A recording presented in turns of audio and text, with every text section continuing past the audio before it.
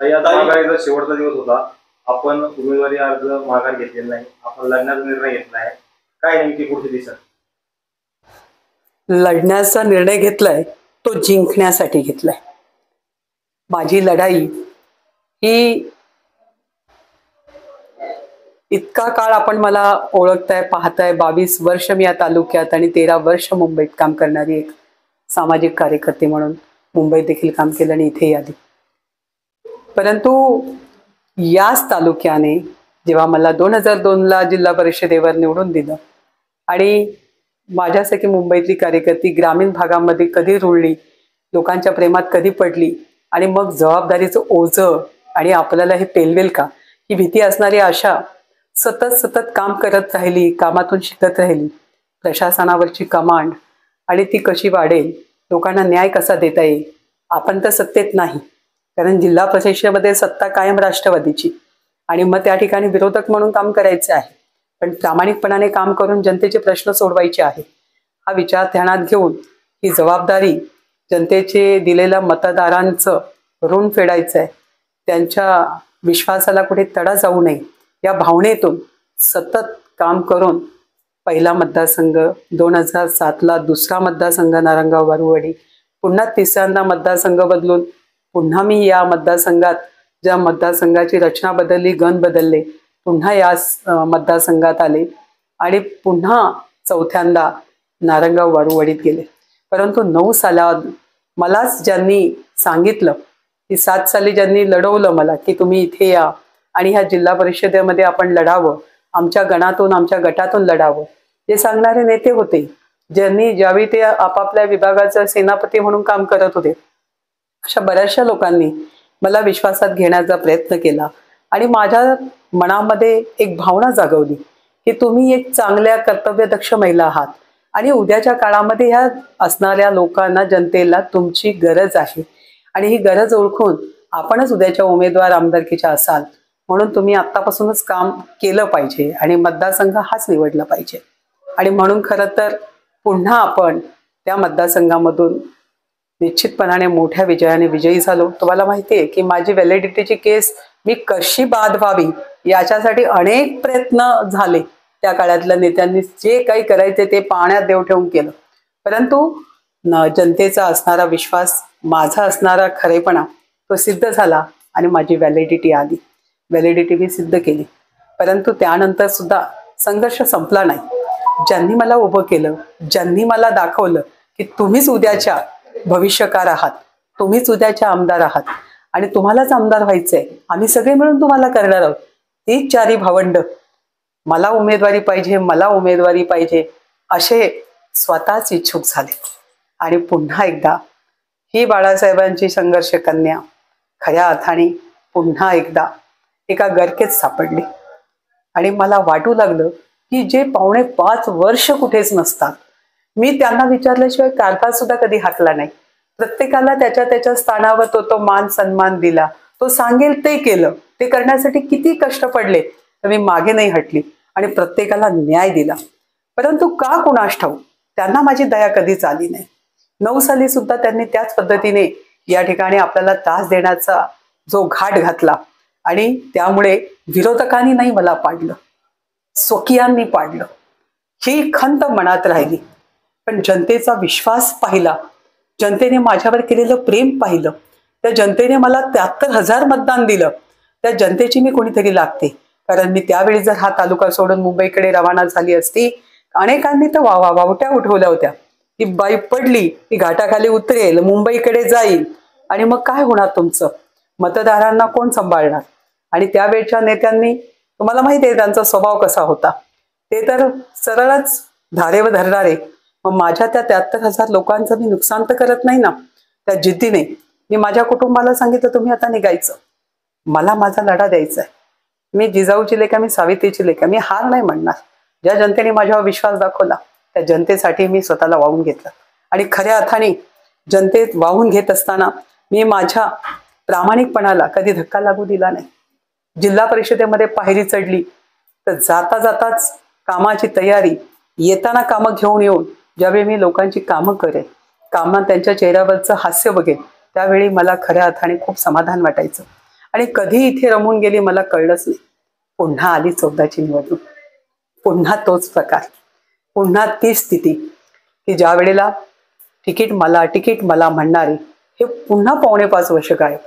पण पुन्हा ते निवडणूक आल्याबरोबर महिन्याभरात जागे की तिकीट मलाच. याच्या पाठीमागे मोठा नेतृत्वाचा हात.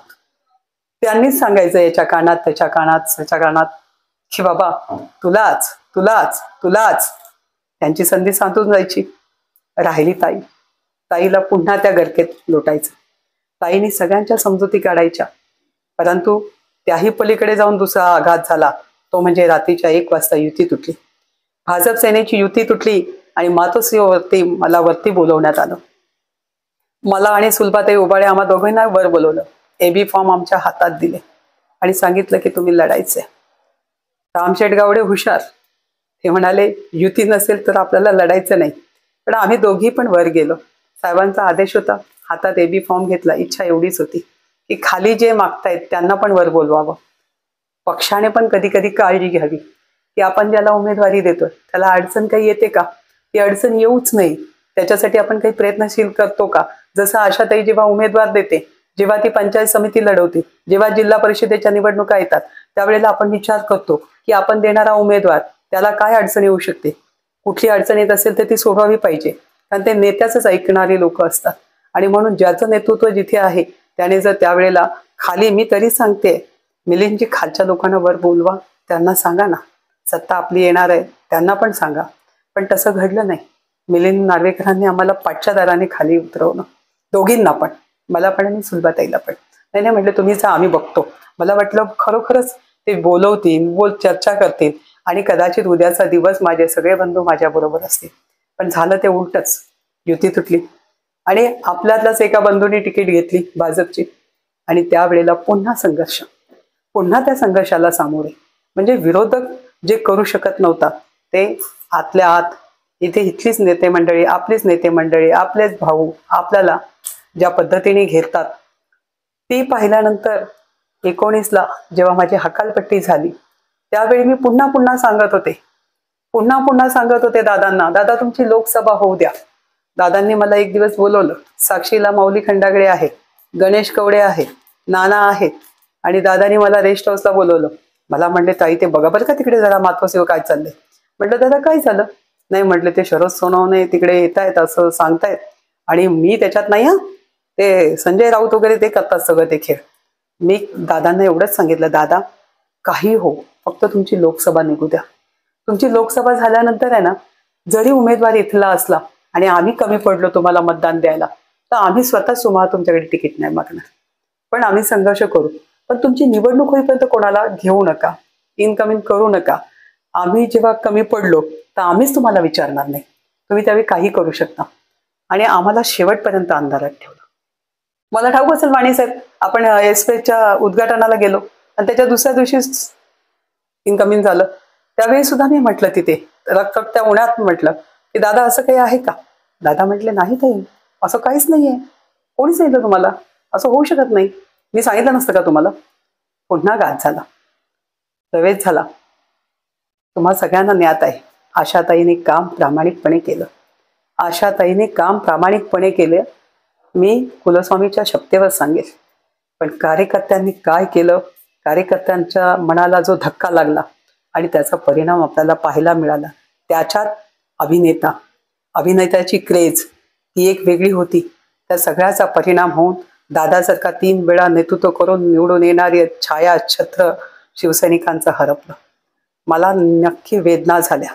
कारण मी मनापासून जेव्हा कोणतंही नातं मी जोडते, मी मनापासून जोडते, मी वाहत जाते. मी त्या माणसावर एवढा विश्वास टाकते, मग तो कोणीही असो, तो माझा आहे आणि माझ्याबरोबर तो चुकीचं करणार नाही हा ठाम विश्वास. तुमच्यासारख्या पत्रकार मित्रांनी तर मला 9लाच सांगितलं होतं पुण्यामध्ये, बघा हो धोका होईल. बेनक्यांचं त्यांचं खूप चांगलं सलगी आहे, पण मी विश्वास ठेवला नाही. म्हटलं भाऊ मान खांद्यावर ठेवली, कापायची की नाही कापायची तो त्यांचा अधिकार आहे, ते तसं करणार नाही हा माझा विश्वास आहे. मी माझा विश्वास कधीच डगमगू दिला नाही. माझा आत्मविश्वास प्रचंड आहे. परंतु एक दिवस बातमी येते आणि माझी हकालपट्टी होते. हकालपट्टीची बातमी जेव्हा 7 वाजता मला कार्यकर्त्याकडनं पुण्यातून येते त्यावेळेला मला पहिला फोन नीलमताईंचा येतो 8 वाजता. ताई हे घडलंच कसं, आपल्याला साहेबांशी बोललं पाहिजे. म्हटलं ताई आता काही बोलून उपयोग नाही, बांध सुटला, एकदा सुटलेला बांध छेदून जातो, तो परत आणता येत नाही. तुम्ही किती लोकांना काय सांगणार. त्यामुळे ताई तुम्ही मला फोन केला, माझी विचारपूस केला, तिथेच मी कोसळली का तर मला तेच त्यांच्या बोलण्यामुळे जरा वाटलं की महिला असणं खरोखरच अभिशाप आहे. ती हकालपट्टी माझ्या जिव्हारी लागली. एरवी मातासारखी लढणारी आशाताई त्यावेळेला ढासळली. पण ढासळली असली, मला हॉस्पिटलमध्ये जेवढे लोक म्हणून भेटायला आले प्रत्येकाने धीर देण्याचं काम केलं, प्रत्येकाने सांगण्याचं. माझ्या कार्यकर्त्यांचा गराडा, माझ्या कार्यकर्त्यांना पाहून मला असं वाटलं की आशा तुला रडून चालणार नाही, तुला जिद्दीने लढलं पाहिजे. तुझे कार्यकर्ते तुझ्यासाठी डोळ्यात अश्रू आणतील तर मग काय तुझ्या जगण्याचा उपयोग. पुन्हा एकदा उठले, पुन्हा एकदा रणांगणात आले. 19ला मला खूप प्रयत्न झाले. आपवाल्यांनी मला ऑफर केली. आपची महिला दिल्लीवरून इथे आली, पुण्यात माझी भेट मागितली. मी त्यांना हात जोडून सांगितलं की मला तरी बघू देत, मला स्वतःला तपासायचंय. त्याचप्रमाणे मला पुन्हा एकदा राजसाहेबांकडनं फोन आला. बाळा नांदगावकर म्हणाले, ताई लढा तुम्ही, आमचा AB फॉर्म घ्या. साहेबांचं देखील म्हणणं आहे. मी म्हटलं की बाळाभाऊ मला स्वतःला तपासायचंय रे, तुम्ही सगळे याल, कारण आम्ही संगती काम करणारी माणसं आहोत. म्हटलं तुम्ही सगळे याल. जसं नारायण राणेंना पाडण्यासाठी कोकणामध्ये सगळे उतरले ते शिवसेना नेते, तसं इथे सगळे उतराल.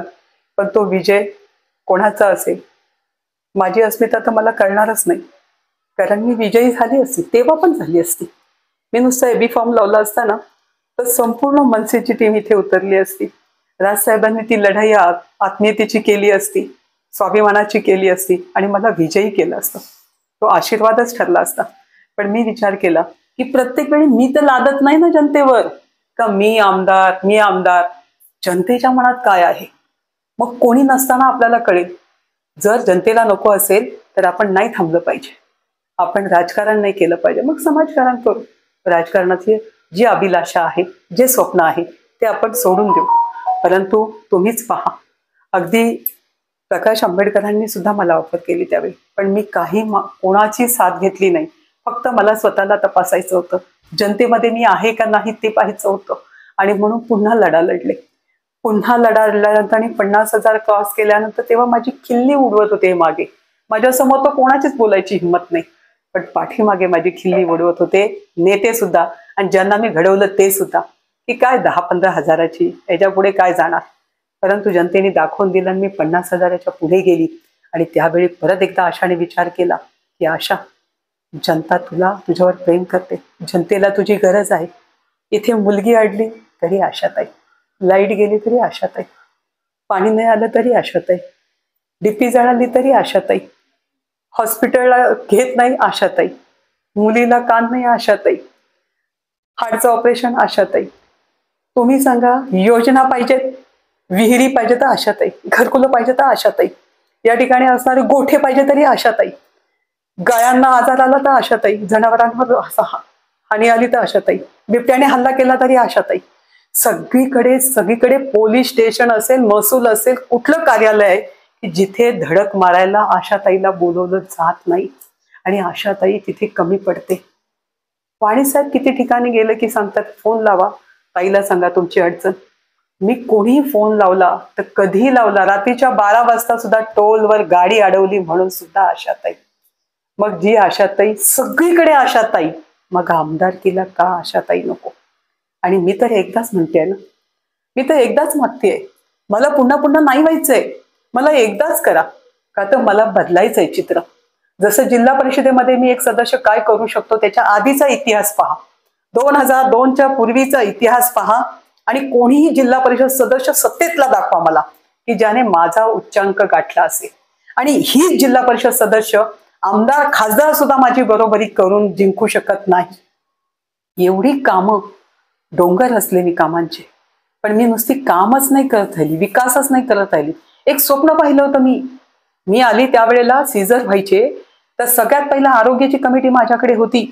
आरोग्यामध्ये इतके बदल केले, PSयांचे चेहरे मोहरे बदल केले आणि त्यातल्या सुविधांचे बदल केले, त्या ठिकाणी असणाऱ्या औषधांचे बदल केले.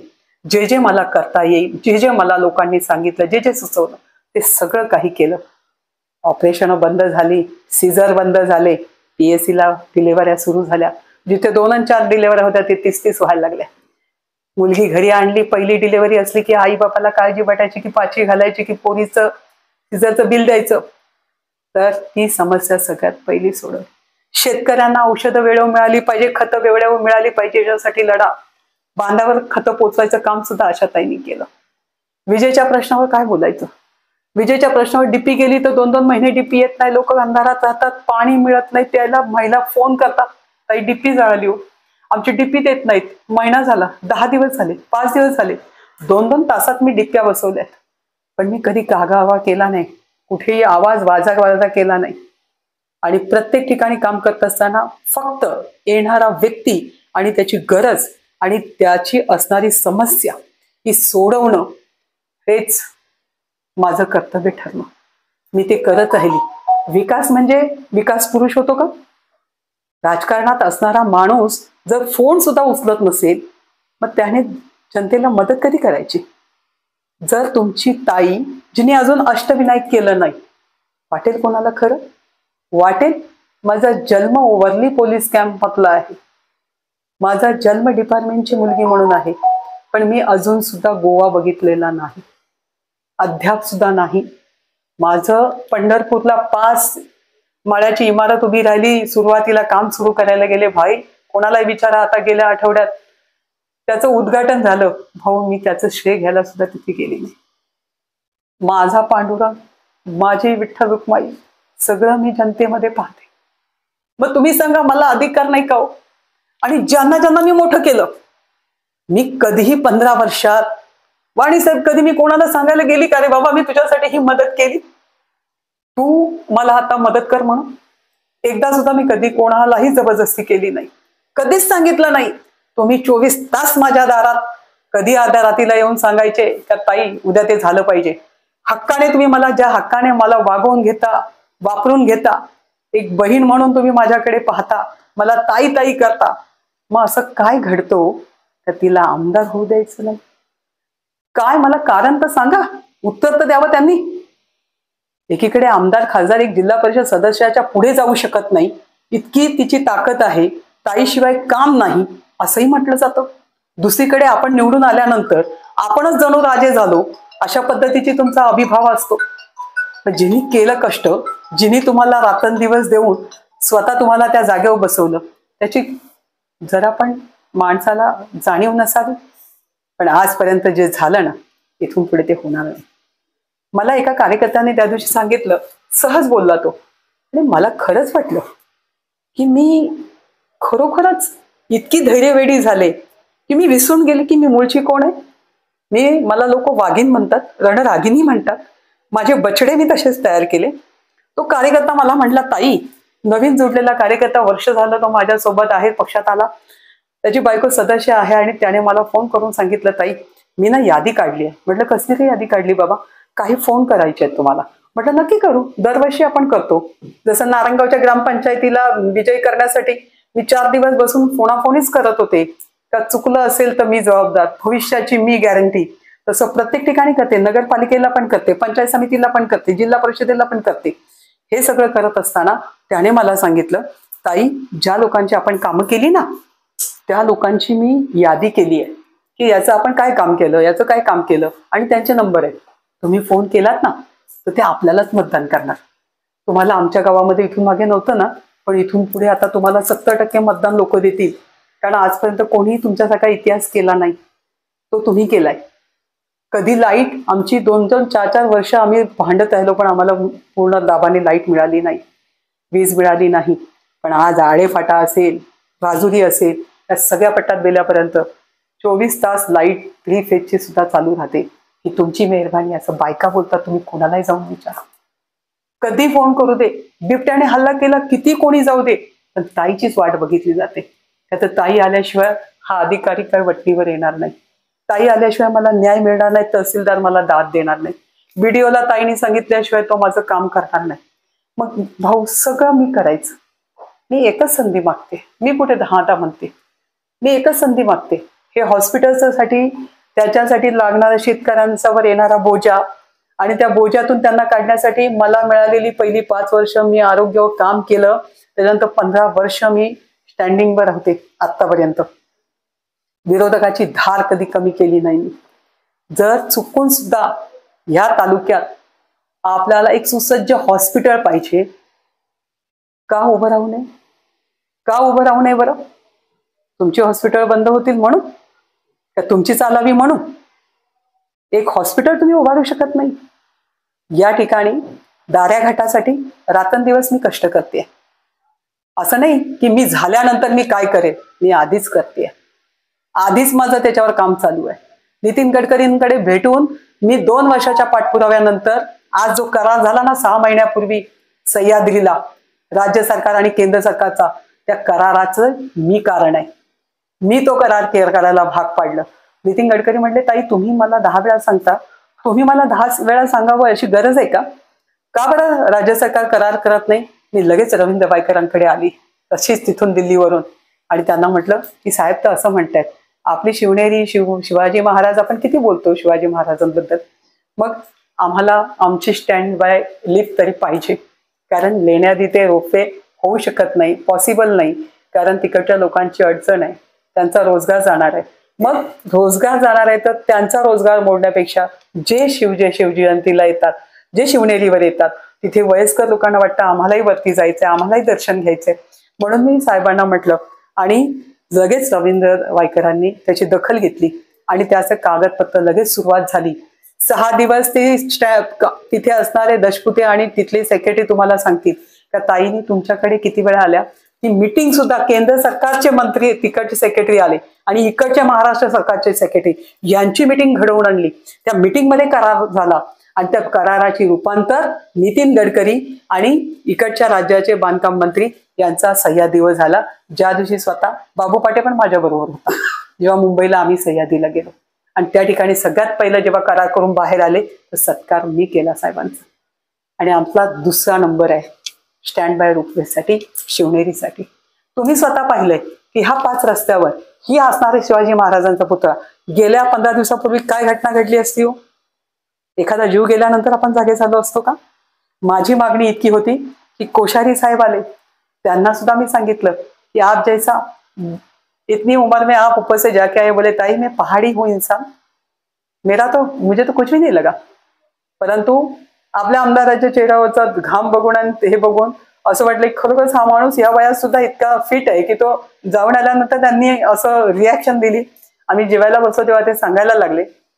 मी त्यांना सहज म्हटलं की माझी इच्छा है, आप तो गए, आप पहाड़ी है, आप उधर के हैं, बट हमारे यहाँ जो बड़े बुजुर्ग लोग आते हैं जिनको लगता है कि यहाँ पे ऊपर जाना चाहिए, दर्शन लेना चाहिए, तो हमें ये रोपवे हाइड्रोलिक लिफ्ट बनाना है 5 रस्त्यावरचे ह्या पुतळ्याचे.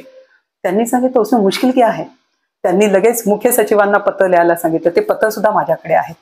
आणि मग त्यांचा पत्रव्यवहार झाल्यानंतर तरी मी स्वस्थ बसली नाही. मी उदयनराजेंना भेटायला गेली, तिकडे कळवलं की मी येते म्हणून. त्यांनी सुद्धा पत्रव्यवहार केला आणि ज्या वेळेला त्या पत्रव्यवहार सौरवराव सरांच्या समोर आला, मला म्हणले ताई ये क्या है. मैं तो पूना महानगर पालिका में कमिश्नर बन के गया, तो मैं तो पाकिस्तान में नहीं गया था परमिशन लेने को, मैंने मेरे दिल से किया वहां पे. मुझे लगा ये जरूरत है, ही गरज आहे, ही गरज ओळखून मी हायड्रोलिक लिफ्ट बनवली आणि केली पण उभी. का तिथे प्रशासन अशी मस्ती करते, ही गलत आहे. त्यांनी सुद्धा, तुम्ही कधी विचारा, ते आज ठाण्याचे कमिशनर आहेत आणि तुम्हाला ते सांगतील की किती अट्टहास मी केला असेल. आता सुद्धा ते काम मंजूर केलं, चालू करायच्या आधी मी सांगितलं की हे काम जर कोणी याचं श्रेय लाटायचा प्रयत्न केला, जर आशा ताईला द्यायचं नाही श्रेय म्हणून कोणी राजकारण करत असेल तर त्या राजकारण्यांनी लक्षात ठेवावं की जेव्हा कधी काम नियोजनच्या अधिकाऱ्यांना सुद्धा विचारा, की त्यांना सुद्धा सांगितलं की इंदलकर याच्यात आता राजकारण झालं नाही पाहिजे, हे प्रशासन करतंय, अशाच पद्धतीने ते उभं राहिलं पाहिजे. मला त्याचं श्रेय नको, पण कोणी जर ते खोटं श्रेय घ्यायला आलं तर तेही मी सहन करणार नाही. कारण मी अन्याय करत नाही तर मी अन्याय सहन करणार नाही. कारण अन्याय करणाऱ्यापेक्षा अन्याय सहन करणारा सगळ्यात मोठा दोषी असतो आणि म्हणून ते आता काम मंजूर करून आपण करतोय. त्याच पद्धतीने दाऱ्या घाटाच्या साठी सुद्धा तुम्ही जर खालच्या आमदारांना विचारलं तिकडच्या तर ते स्वतः सांगतील. कोण? कथोरे. आपण हे सगळे मुद्दे घेऊन नंतर काय हरकत नाही. आता लढत अतिशय तुल्यबळ आहे. समोर 5-7 मातब्बर उमेदवार आहे. लढत कशी होईल? लढत कशी होईल? लढत लढतीसारखी होईल. लोकांमध्ये आता एकच इच्छा आहे, सगळ्यांना संध्या दिल्या आहेत. लोकच मला येऊन भेटून सांगतायत, कुठेही कोणी गेलं तरी सांगतायत की ताई आम्ही त्या एरियात गेलो, आम्ही तिकडे गेलो. आता बस सगळ्यांना संध्या दिल्या, एक संधी त्या बाईला द्यायची. म्हाताऱ्या माणसाला विचारलं तर तो बाबा पण सांगतो, शेतकरी पण सांगतो, महिला पण सांगते का आमची आत्ताचं मत ताईला. मग जेव्हा जनतेच्या मनात आहे त्यावेळेला मी विचार काय करावा? जनतेच्या मनात आहे, जनता मला निवडून देणार आणि मी तुम्हाला आज सांगते 45,000च्या फरकाने मी निवडून येणार. ताई, आता बीजेपी का जो की महायुतीचा घटक पक्ष आहे, तुम्ही आता अपक्ष म्हणून अर्ज भरलाय, मग बीजेपीच्या तुमच्यावर कारवाई झाली कसं पाहते किंवा काय तुमच्या? Just wait and watch. Just wait and watch शब्द त्यांचाच आहे. देवेंद्रजींनीच सांगितलं होतं की 2024चा आमदार आशाताई बुचके असतील. तुम्हाला असं म्हणायचं त्यांनी सांगितले तुम्हाला की तुम्ही अपक्ष अर्ज म्हणून? त्यांनी काय करायचं तो त्यांनी आहे. त्यामुळे मी माझा निर्णय योग्य घेतलाय, रास्त घेतलाय आणि तो त्यांना पटणारा आहे. पटलाच पाहिजे. कारण पुणे जिल्ह्याच्या 13 तालुक्यामध्ये ग्रामीणच्या एक सुद्धा महिला कोणत्याही पक्षाने दिली नाही. जर भविष्यात अजेंडा चालवायचा असेल आणि 51% भाषा कोणी करत असेल तर कोणताही पक्ष असू दे त्याला या संघर्ष कन्येला न्याय द्यावा लागेल. थोडक्यात तुमच्या बोलण्यावरून असं वाटतं की तुम्हाला छुपा सपोर्ट बीजेपीचा आहे. छुपा सपोर्ट कशाला पाहिजे? मी कोणाच्या सपोर्टची वाटच बघितली नाही. मी तुम्हाला आधीची उदाहरणं दिली आहे. 9ला काय घडलं, 14ला काय घडलं, 19ला काय घडलं, 19ला घडत असताना मला देणाऱ्यांनी देत असताना सुद्धा मी घेतलं नाही. आता पण मला सांगितलंच होतं ना, छत्रपती स्वतः संभाजी राजेंना तुम्ही विचारा, भोसलेंना, की तुम्ही सांगितलं ना की आमदार बनण्यासाठी जे जे लागतं ते सगळं पुरवलं जाईल, पण शिवनेरीचा आमदार आमचा पाहिजे, स्वराज्याचा पाहिजे, आमचा फॉर्म AB फॉर्म घ्या, आमची यंत्रणा तिथे बसेल. तुम्ही त्यांना विचारू शकता का तुम्ही ताईंना ऑफर केली होती की नाही? मी त्यांना सांगितलं की राजे तुम्ही माझा सन्मान केला, एका महिलेचा सन्मान केला, मी तुमचे आभारी आहे, पण मला थोडी वाट पाहू द्या. त्याचप्रमाणे मी यांना पण सांगितलं, आपले शेतकरी नेते जानकर, महादेव जानकर, ते तर म्हणले हेलिकॉप्टरनेच येतो AB फॉर्म घेऊन. माझ्या बहिणीचा फॉर्म भरायचा आहे, बहिणीला मंत्री करायचं आहे. म्हटलं भाऊ तो 4 दिवस अजून बाकी आहेत, विचार करू दे. हे प्रत्येकाला हात जोडून सांगितलंय, सगळ्यांना विनंती केली. राजसाहेबांच्याकडनं तर बाळासाहेब नांदगावकरांना विचारा, पण फर्स्ट डे पासून तुम्ही ताईच्या मागे लागलात की नाही? ताईला सांगितलं की नाही की ताई काय रनिंग आहे आपलं? म्हटलं 56. 60 वर्षाची वाट बघताय का? कामाला लागा. तुम्ही सांगा, सगळ्यांना वाटतंय, सगळ्या माझी दखल घेत आहेत, मग मी एक महिला म्हणून तुम्ही मला नाकारणार आहात का? बोलावं तसं. मला नाही वाटत. उमेदवारांनी प्रचारात मोठी आघाडी घेतली. तुम्ही आजचा शेवटचा दिवस होता, अशा पद्धतीने प्रचार यंत्रणा ते असं समजू आपण की ते सशाच्या चालीने चाललेत, आपण कासवाच्या चालीने चाललोय. आपल्याला त्या म्हणीप्रमाणे, त्या गोष्टीप्रमाणे आपलं टार्गेट अचीव करायचंय. 8 दिवसात हे वातावरण बदललेलं असेल. हे संपूर्ण जुन्नर तालुका निश्चितपणाने आपल्याला जो दिसेल तो राष्ट्रहिताचा दिसेल, तो हिंदुत्वाचा दिसेल. महाविकास आघाडीचा उमेदवार साखर सम्राट आहे, महायुतीचा उमेदवार धनवान आहे. कसं तुम्हाला मी पहिलंच सांगितलं, 200 कोटी खर्च करणारे आपण बघितले की नाही बघितले? जर असं असतं तर या देशामध्ये टाटा बिर्लांनीच केलं असतं राज्य. कुठल्याही सर्वसामान्य व्यक्तीला राज्य करायला मिळालं नसतं आणि करताच आलं नसतं. मलाही माझी परीक्षा घेत असताना माझ्या जनतेने जे कौल दिलेलं आहे, माझ्या मायबाप जनतेच्या मनात जे आहे की त्यांनी आता ठरवलंय, त्यांचं आता ठरलंय की आशाताई हाच आपला उमेदवार, आशाताई हीच आपली आमदार, तर ते करणार आहे आणि माझा त्यांच्यावर विश्वास आहे. जुन्नर तालुक्यातील पश्चिम पट्ट्याची जनता तुम्हाला चांगल्यापैकी मानते. आपण देवराम लांडे सुद्धा आता या निवडणूक रिंगणात आहेत. अशा वेळेस तिकडलं मतदान मिळवताना कशी काय तुमची? मला नाही काय असं वाटत. माझं मतदान पक्क आहे हो. माझं मतदान पक्क आहे, ते कुठेही जाणार नाही, कोणी किती काही करू दे. बाबू पाटील यावेळेस तुमच्या सोबत दिसत नाही. मी तुम्हाला सांगितलं ना की कोण बरोबर आहे आणि कोण नाही, त्याच्यापेक्षा ते उद्या जुडतील. मागची निवडणूक आपण पाहिली आहे, आज नाही उद्या असतील. काही लोक जास्त विचार करतात, पण कालांतराने त्यांना वाटतं की नाही आपण जोडलं गेलो पाहिजे, जुडतील. देर आहे दुरुस्त आहे. मागच्या वेळेस म्हणजे बाबू पाटील आता म्हटले मागच्या विधानसभेला मी चूक केली, म्हणजे यावेळेस चूक सुधारणार, तरी तुम्ही ते कसे तुमच्या बरोबर? नाही, मला असं वाटतं की त्यांनी काय म्हणावं तो त्यांचा प्रश्न आहे, बरोबर आहे. मला काय वाटावं एक बहीण म्हणून, आई म्हणून, ते मी सांगते. आई कधीच म्हणत नाही माझं लेकरू कसं आहे. आईचा विश्वास असतो ज्यावेळी माझ्यावर प्रसंग येणार तेव्हा माझं लेकरू माझ्यासाठी पळत येणार, तसं सगळी पळत येणार. काही आजी माझे आमदार विकास कामांचे दावे करतायत, कोट्यावरती विकास कामांचे सांगताय, काय कसं बघताय? विकास कामांचे दावे करणाऱ्यांना मी तुम्हाला विचारलेल्या प्रश्नांची उत्तरं देता आली पाहिजे ना, की जो दाऱ्याघाट मी उभा करायसाठी प्रयत्न करते, जे तुम्ही पाहिलं की पाचगडच्या पुढे अकोल्याला जोडणारा रस्ता, तुम्ही तिकडच्या कथोरेंना विचारा की दाऱ्याघाटासाठी त्यांच्या बाजूने त्यांनी प्रश्न सोडवले, तर इकडच्या बाजूने मी सुद्धा त्याची तयारी करून त्याचं एस्टिमेट करून दिल्ली दरबारी नितीन गडकरींच्या दरबारात पाठवलेलं आहे. हे सगळं मी केलंय, माझ्याकडे त्याचे पुरावे आहेत. यांनी काय गप्पा मारायच्या विकासाच्या? त्याचप्रमाणे अकोल्याच्या तिकडे पण तुम्ही विचारा, पिचडांच्या चिरंजीवाला विचारा का बाबा तुझ्या आणि ताईच्या काय चर्चा झाल्या, तुझ्याकडे आलेली जुन्नर तालुक्याच्या जनतेला तू काय सांगितलं की तुम्ही ताईला भेटा, इकडची बाजू मी सांभाळतो, तिकडची बाजू ताईनी सांभाळायची. म्हणजे हे कामं मी केली आहेत असं सांगावं त्यांनी चौकात येऊन. आपला कुठेही बसायची तयारी आहे आणि मग बोलावं विकासाच्या गप्पा. कोणताही प्रश्न, हा पाण्याचा प्रश्न कसा सोडवणार हो? ज्या व्यक्तीला मागच्या निवडणुकीमध्ये त्याने लोकांना, जनतेला फसवलं, आज आपण म्हणतोय फसवलं, त्यावेळी आपल्याला वाटत होतं की खरंच करेल की तिकडचा डुंबरवाडीचा टोल नाका बंद करणार मी. का बरं तुम्ही विचारलं नाही कोणी? बंद का नाही झालं? एक छोटीशी गोष्ट एखादा माणूस बोलतो आणि लोकांना फसवतो, लोक त्याच्यावर विश्वास ठेवतील आता असं वाटतं तुम्हाला? नाही ठेवणार. तर तुम्ही बेनकेनच टीका करता?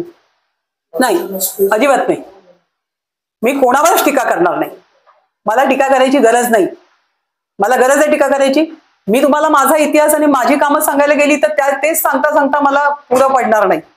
आणि माझी जनतेमध्ये जेव्हा माझी लोक उतरतील तेव्हा ते स्वतः माझ्या कार्यकर्त्याला सुद्धा कोणावर टीका करायची गरज नाही, कारण तो स्वतः इतका सक्षम आहे, त्याने स्वतःच्या डोळ्याने ताईचे कष्ट पाहिलेले आहेत.